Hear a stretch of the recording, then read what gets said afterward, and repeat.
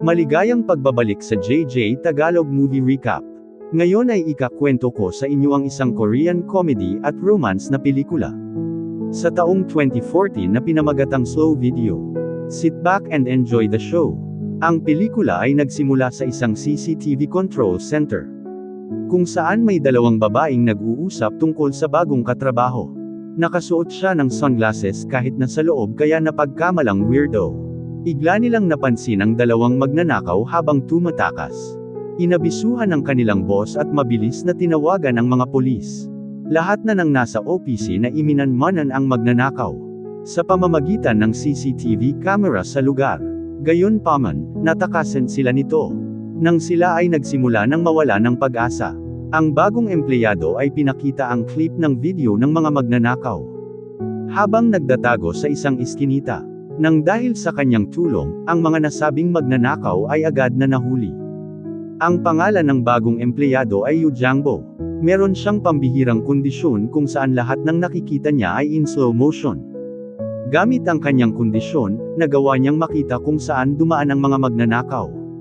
Kahit na sila ay umaandar ng napakabilis. Nang siya ay nag-aaral at bata pa, sumali siya sa isang karera kasama ang crush niyang kaklase na si Bong Sumi.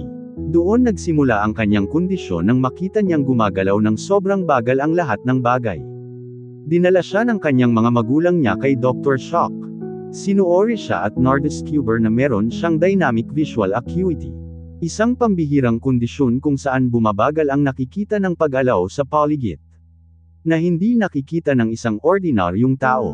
Para matukoy kung ang kondisyon niya talaga ay totoo, binato siya ng baseball at nasa loan ng walang kahirap-hirap. Manghang mga ang doktor sa resulta ng ginawang pagsubok. Pinayuhan siya ng doktor na magsuot ng sunglasses sa lahat ng oras para hindi masira ang mata at wag nang tumakbo. Nang malaman ng magulang ang kanyang sakit, ang kanyang ama ay pumunta sa ibang bansa para magtrabaho upang siya ay may pagamot. Si Jangbo ay naiwan kasama ang kanyang ina at kapatid na babae. Para sa kanya, ang kondisyon ay isang biyaya at isa ring sumpa. Kahit na nagagawa niyang makita ang itaas ng hangin ang palda ng mga babae. Lagi naman siyang nabubuli sa kanyang eskulahan. Si Sumi lang ang nag-iisa niyang kaibigan at madaling nahulog ang loob niya dito. Sa paglipas ng panahon, pati si Sumi ay nabubuli na dahil sa pakikipagkaibigan sa kanya. Dahil dito, siya ay iniwan din ni Sumi. Hindi nang siya nagkaroon pa ng bagong kaibigan. Gusto niya bulag kaya naman nanunood siya ng TV sa lahat ng oras. Ang kanyang paningin ay hindi naman lumala pero nagkaroon siya ng pagkahumaling sa mga Korean novela. Sa mga aktor niya lang din natutunan kung paano makipagkapko at tao. Ngunit hindi niya naman ito ginagamit sa labas. Ang kanyang ama ay hindi umuwi sa kanila kahit sa araw ng holiday upang makapag-ipon. Ngunit lahat ng ito ay nasayang nang nasangkot sa isang aksident sa trabaho at namatay. Dahil sa pagkamatay ng kanyang ama, ang natatanging taong malapit sa kanya ay si Dr. Shock. Pinayuhan siyang lumabas ng doktor para makita ang mundo sa kanyang labas ng kwarto. At para magtrabaho at pumita ng pera. Dito nagsimulang magtrabaho si Jangbo sa isang CCTV control center. Gusto niya laging nakakakita ng tao sa screen dahil naaalala niya ang mga pinapanood na Korean novela. Ang pinagkaibahan lang ay wala itong script at lahat ay bila. Ang katrabaho ang Si Byung-soo ay ikinwento sa kanilang boss ang pagiging tahimik niya. Kanyang ipinangako na susubaybayan si Jangbo dahil sa natatanggan itong talento. Pagkatabi silang nakakaupo sa trabaho, lagi niya din sinuso bukang makipag-usap kay Jangbo. Subalit dahil sa pagkamahiyain ito, sumasagot lang ito sa kanyang isipan. Habang pinapanood ang mga kamera, makikita siyang binibilang at ginuguhit ang hakbang ng mga tao. Nagtaka si Yung-soo kung ano ang ginagawa niya, subalit nahiya itong itanong kung ano ito. Para kausapin, hinalong ni Bayong-soo kung meron na siyang kasintahan. Doon niya naalala ang kababat ang si Umi kaya at agad na pumunta sa kanyang bahay ng sumunod na araw. Si Umi ay malaki na at isang napakagandang dalaga. Subalit, ito ay may problema ang financial at laging pinupuntahan ng collector ng utang. Pinagmasdan siyang ni Jangbo sa malayo ngunit takot naman nakakausapin siya. Simula ng araw na yun, araw-araw na siyang pinapanood sa CCTV camera at pinakabisa ang bawat pinupuntahan. Tuwing gabi, umainom ito ng solace sa harap ng isang coffee shop kaya ginaya niya din ito. Nakakita siyang isang inabando ng sofa sa daan at hinayla ito sa tapat ng coffee shop. Napansin ni Sumi ang sofa at nagtaka kung saan ito galing. Sa sumunod na araw, siya ay na-stuck sa isang bus stop dahil sa malakas na ulan. Nakita ito ni Jangbo sa kamera at pumunta kasama si Byung-soo para tulungan siya. Pinayungan niya si Sumi gaya ng mga nakikita sa Korean novela. Subalit natakot si Sumi at naiwan siya ng bus stops. Sa sunod na araw, ang dalawa ay pumunta kay Dr. Shook at Hyung ang inang payo kung paano may impress ni Jangbo si Sumi. Kanyang ipinayo na magbigay ng bulaklak. Si Sumi ay nahuli sa kanyang musical audition. Tinawagan niya ang manager at nagsimula ang kumanta sa jet na ng kalsada at doon na nag-audition. Sobrang ganda ng kanyang boses kaya napatigil at pinanood siya ng mga dumaraan. Dumating si Jangbo dala-dala ang bukay na bulaklak at nabigani sa kanyang pagkanta. Ibinagay niya ang bulaklak pagkatapos ng kanta, ngayon ito ikinatsura ni Sumi. Sinabihan niya si Jangbo na mas gusto niyang makatanggap ng isang kahon ng ramen at umalis. Tinawag niya ang kanyang pangalan at nagpakilala na siya ang best friend nito noong sila ay mga bata pa. Sa baalit siya ay nagsinungaling at sinabing Sumi ang kanyang pangalan at hindi Bong-sumi.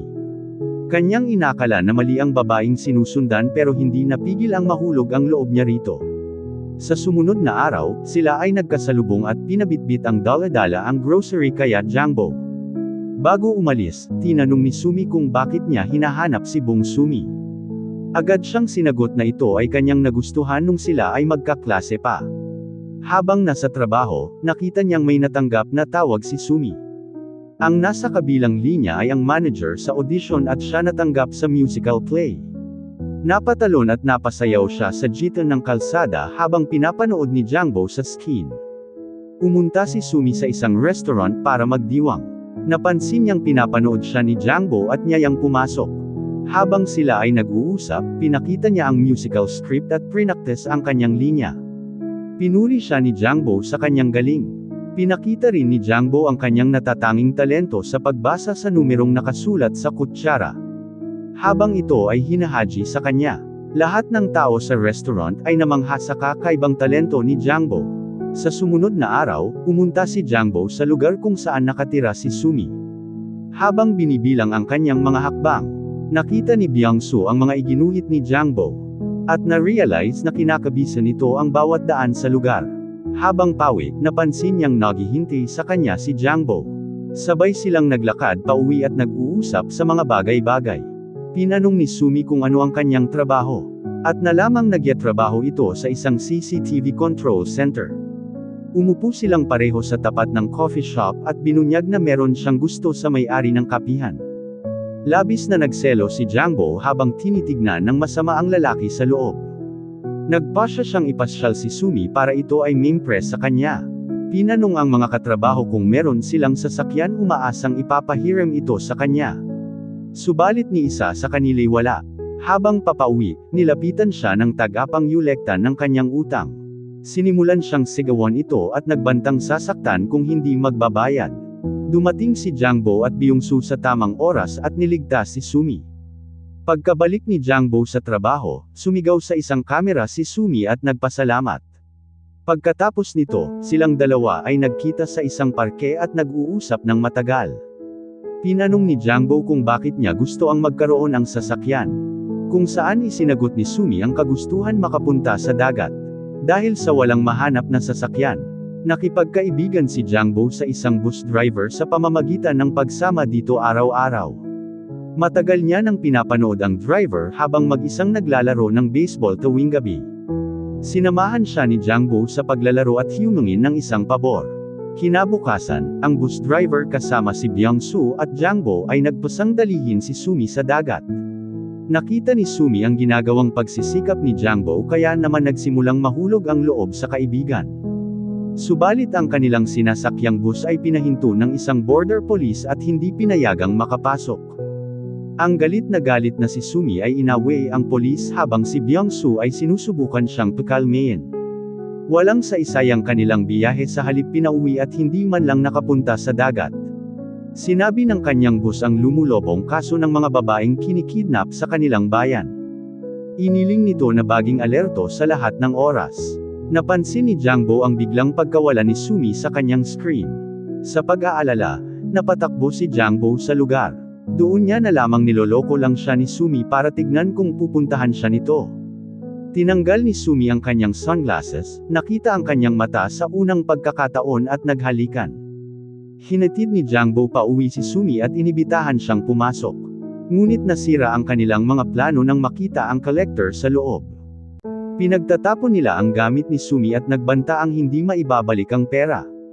Sinubukan siyang tulungan ni Jangbo subalit walang nagawa nang magsimulang lumabo ang kanyang paningin. Nang makaalis ang grupo, nag-usap silang dalawa habang nakakupo. Nakita ni Sumi ang mga drawing na ginawa sa kanya ni Jangbo noong sila ay magkaklase. Binunyag ni Sumi na siya inagsinungaling sa pagpanggap bilang ibang babae. Ayaw niyang maihambing ang magandang buhay noon sa magulong buhay ngayon. Hindi inasahan ni Jangbo ang narinig sa kaibigan at nanatiling tahimik. Binisita niya ang doktor sa sumunod ng araw at pinagbigay alam ang nanalabong paningin. Ang kinalabasan, dumala na ang kanyang kondisyon kung saan ikakabulag niya na ito. Alam din ni Jangbo na isang araw ay mabubulag siya. Ito ang dahilan kung bakit siya nagtrabaho sa CCTV Command Center at kung bakit binibilang ang bawat hakbang ng mga tao. Ito din ay upang mabilis siyang masanay sa oras na tuluyan ng mabulag. Habang siya nag-alala sa kanyang lumalalang kondisyon, si Sumi naman ay nag-alala sa kanyang lumalaking utang. Wala na siyang nagawa at binenta na ang kanyang bahay. Nagawa niyang mabayaran ang lahat ng utang subalit ngayon ay wala nang matitirhan. Pinanood siya ni Jangbo sa screen habang nasa harap ng isang tindahan dala-dala ang isang kahon. Biglang may napansing kahina-hinalang sasakyan ng kanyang katrabaho. Pabalik-balik ito sa lugar na parabang may hinahanap. Nang tinignan nila ang license plate sa malapitan, kanilang nalaman na ang coach ay pagmamay-ari ng kidnapper. Ipinahalam agad dito ng kanilang boss sa mga polis. Subalit biglang nawala sa kanilang screen ang sasakyan. Kaagad na kinabahan si Jangbo nang kasabay din nawala si Sumi sa kanyang screen. Nagmadali siyang umalis para mailigtas si Sumi sa kapahamakan. Inawagan ni Byung-soo ang kaibigang driver at humang inang tulong. Habang nasa daan, tuluyan na siyang nawala ng paningin at bumangga sa isang sasakyan. Habang naglalakad, si Sumi ay nilapitan ng isang lalaki at pinagbantaan siya kung hindi sasakyan ng kotse. Bago tuluyang makidnap, si Jangbo ay nagsimulang sumigaw at tumakbo papunta sa dalawa. Ang kidnapper ay natakot at tumakas habang si Jangbo naman ay muntikan ng masagasaan ng isang truck. Sa tulong ng mga kaibigan, nahuli nila ang kidnapper habang ito ay papatakas. Dumating ang mga polis at kinuha si Sumi upang kunan ng pahayag sa nangyari. Si Jangbo ay naiwang mag-isa sa kalsada. Paggalipas na ilang sandali ay dumating ang kanyang kaibigan. Umiiyak siya habang hawak-hawak ang kamay ni Bungso at humangin ang tulong dahil tuluyan na siyang nabulag. Ilang buwan ang nakalipas pagkatapos ng insidente, si Sumi ay naging abala sa kanyang bagong buhay at hindi na nagpakita pa kay Jangbo. Lumipas ang panahon, napansin niya si Jangbo habang nasa loob lang kaburitong coffee shop. Masaya niya itong nilapitan at inawayan, subalit nabigla nang nilabas ang isang tungkod at pumunta sa ibang direksyon. Sinundan niya ito sa paglalakad at nakapunta sa isang art gallery. Ang loob nito ay puno ng kanyang mga larawan na iginuhit ni Jangbo. Nawala ang kanyang kaninjin, muna itanda niya pa rin ang itsura ni Sumi at kanilang mga pinagsamahan.